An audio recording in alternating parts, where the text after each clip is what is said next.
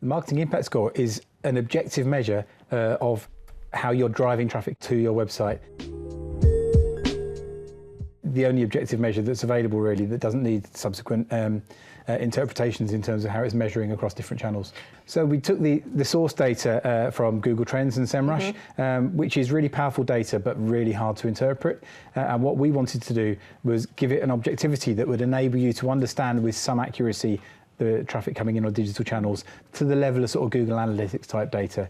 And so what we did was take the core data, the experience we've got with clients, and we built some powerful models that would then predict the higher standard information from the SEMrush data. It didn't fall straight out of it. It took a number of different approaches and modelling techniques to do that, but we cracked it, and now we've got a score that's very predictive about channels. One of the biggest challenges really has been the introduction of so many digital channels that you just don't have any visibility of what competitors are doing, how they're doing it. It used to be that you could go and see what someone was spending above the line and then you'd get kind of sales data. But I guess that's just completely gone now. We don't know what people are spending on, social or display or any of those kind of channels. So looking at some of the data sources that are available, something like SEMrush, the data are very good, but they are quite difficult to interpret and draw any firm conclusions from. So that was one of the challenges we really wanted to address with the marketing impact score, because rather than leave that to be something that you intuitively had to work out, we wanted to create something that was reliable and robust and on a score that you could therefore rely on. And another problem that a lot of us have in the digital marketing space is there's so much data as well, and so it's really good for us to be able to bring that together and use our backing of data science to really, like you say, interpret it into a way that is completely unbiased.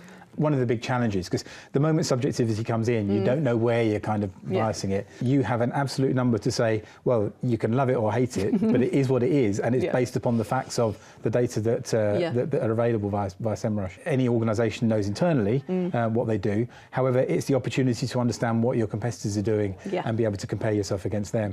Say it's brilliant because it means it gives us, from a strategy point of view, that kind of context of the market, what channels are working for people, who's really kind of winning, who could be doing a bit better.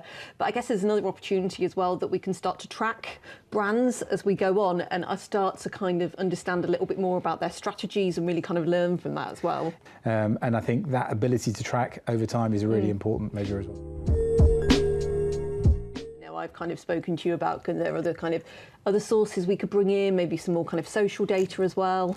Yeah, so social data is very interesting. I think above the line spend, so there are a number of different ways you get people to a website, and not all of them are digital channels. So I think we want a much more complete picture. But I think our ability at the moment with digital channels to really look at the impact of the brand online at bringing people in, and the sort of direct channels and the paid channels, I think gives a really useful insight in terms of how much the paid support is helping the brand channels and what level of paid support you need to maintain the kind of impact that you are having. I think there's the old adage that the brand will ebb away over time unless you continue to pay to support it. So what is the right balance there in order to do that? Definitely. So I think we definitely know that. But I think purely in the digital realm at the moment, it's a really powerful tool for being able to see where you are and where your competitors are, and what sort of opportunities there are for you to try and get better at winning that audience.